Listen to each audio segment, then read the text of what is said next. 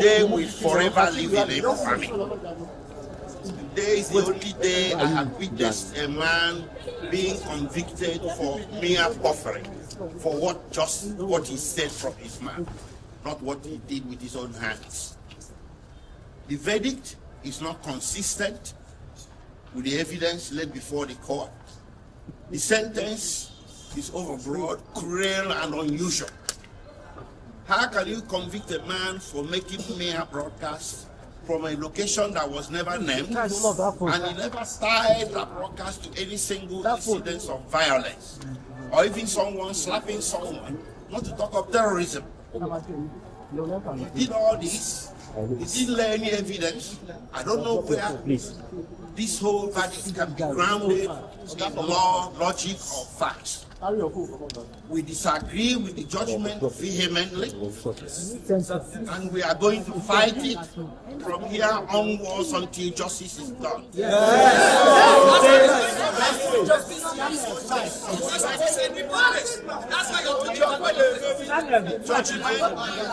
Judgment, politics is based on some tribal, primordial sentiments. Just because Nnamdi Kanu is Igbo, an Igbo man has become the person in Nigeria that should be trampled upon. I'm not saying this because I'm Igbo. I'll say it for the Hausa or Yoruba who gets trampled upon. But today we saw an Igbo man being trampled upon, and by God Almighty, we are not going to allow it. Nobody is going to trample on me.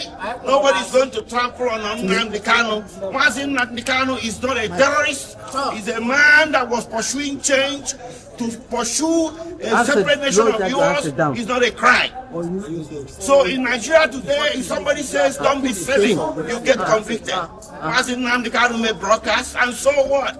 And you convict him for terrorism, for mere words in the Federal Republic of Nigeria. What kind of precedent is being laid? So from here, we are heading to the Court of Appeal. The Court of Appeal is the only court in this country, or the next court in this country, that sits as a jury. We are going to approach justices there to check out what happened in court today. And we are pretty sure the justices will agree with us that today was the symbol of the travesty of justice that everybody has been suspecting all along. If the Court of Appeal disagrees with us, we head to the Supreme Court. But by God Almighty, Nnamdi Kanu is not going to stand convicted. Is going to get overturned. Thank you. First of all, I want to talk to the Igbos that nobody should take laws into your hand. I'm assuring you, this judgment is predicated on anger. Thank God that the judgment was streamed live and everybody watched it. You will see the anger in delivering the judgment, and it's not predicated on law. Now, I also want to let you know that this charge, that the investigation that gave rise to this charge was not investigated, because Nnamdi Kanu's statement, purported statement, was rejected by this court, and they did not tender any document as investigation report. That is to say, the investigation was not, the offense was not investigated. Having said that, also something that happened in court today.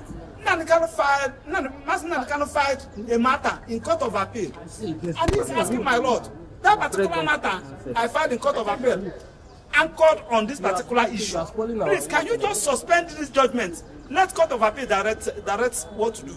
My lord refused. Now, on the issue of anger, you journalists will bear with Nnamdi Kanu that government, Nigerian government, and the judiciary are not fair to Nnamdi Kanu. What do I mean? Nnamdi Kanu was given judgment by Court of Appeal. Federal government refused to comply with that judgment given by Court of Appeal until after 8 days before the appeal against it. When we get to the Supreme Court directed the prosecution on what to do.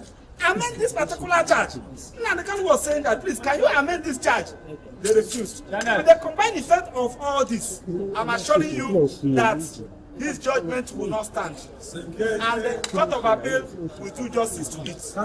Now, I also want to plead with judiciary. Nnamdi Kanu is representing himself, because the court has given the prosecution a blanket order to detain Nnamdi Kanu wherever they want.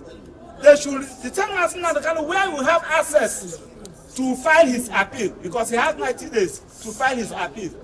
And the judge said that the judgment will be ready in the next 15 minutes. And also enjoy the media. We have the record of proceedings from the day the matter came to this till today. I want you to check the record of proceedings and evidence tendered, reconcile it with the judgment. Now you now see what we are talking about. You are bringing British into this matter, bringing America into this matter. You are now trying to so that the British and America will be against Nnamdi Kanu. Something that was not an issue, that was never tendered, that was never given evidence on, and they are raising the issue. So this is a judgment against the Igbos. This is a judgment against the good people of Southeast, and it's because of Nnamdi Kanu is an evil. You cannot give this kind of judgment to a northern. You cannot give it to a southwestern. You cannot give it to another tribe in Nigeria apart from the Igbos. And we are going to start against it, because it has happened in this country against some other persons, including Abiola. The Igbos join hands together to fight against it. Why should you be our own time and everybody's sitting at table? It's unfair. Thank you. We started this trial, and a friend was speaking to you at first, because the profession does not allow me to discuss with you what happened in our way from the court. The law the profession does not allow me to tell people what happened in court. But today, we have come to a final end.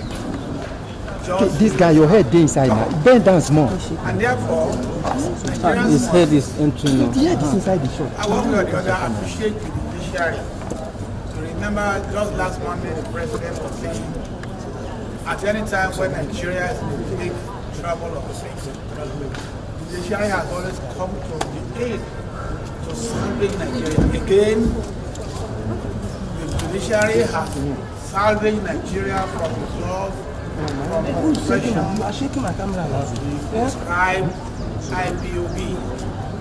The court has also pronounced death sentence on Eastern Security Network, which was the military wing, IPOB. Today, God has brought an end to injustice, oppression, suffered by our brothers and sisters from the eastern states of Nigeria. They will not be able to sleep with their two eyes closed. What is important is that every Nigerian must consider issue of security as his personal business. When you look away, when you compromise, or when you show fear, you are encouraging the miscreants, the vandals, the criminals, the terrorists to fester. This issue ought not to have festered for that long. Nigeria is our own country. We have no other country we can call our own. Secondly, it is our responsibility as Nigerians to help the government by way of information. You had during the trial information concerning how several heads of human beings were used very somebody who is a criminal. So just because people are afraid, we all must be courageous enough to confront terrorism, criminality, and all sort of things. I know that, political insinuations or perspective will be put to this matter. I was in court in there when somebody was saying, oh, Yoruba, oh, Hausa, oh, Igbo. We are all Nigerians. We must love one another. We must not compromise the security of the country on the basis of those primordial sentiments. So I congratulate Nigeria today for seeing the end of this, and let it be a warning to those who may think they are bigger than Nigeria. Nigeria is bigger than every one of us. The law is bigger than every one of us.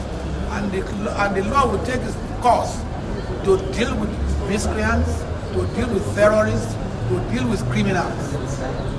You know, all of us are victims when we keep quiet. All of us are victims when we don't do what we ought to do. Therefore, let everybody be a Nigerian.